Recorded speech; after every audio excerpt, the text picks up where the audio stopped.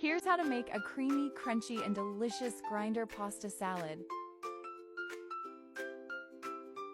Step 1. Boil the pasta until al dente.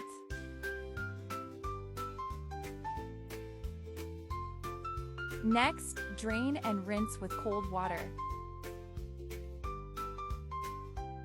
In a mixing bowl, add mayo, red wine vinegar, and Parmesan and mix. Add oregano, chili flakes, salt, and pepper. Add cooled pasta and toss.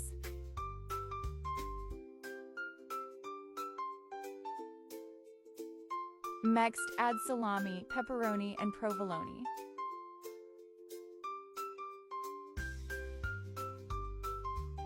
Time for the veggies!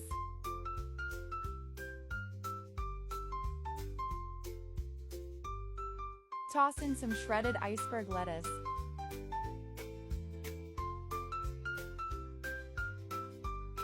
Garnish with parsley and Parmesan.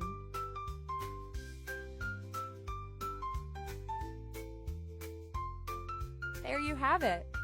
We've just made a creamy, crunchy, and delicious grinder pasta salad. Try this and enjoy.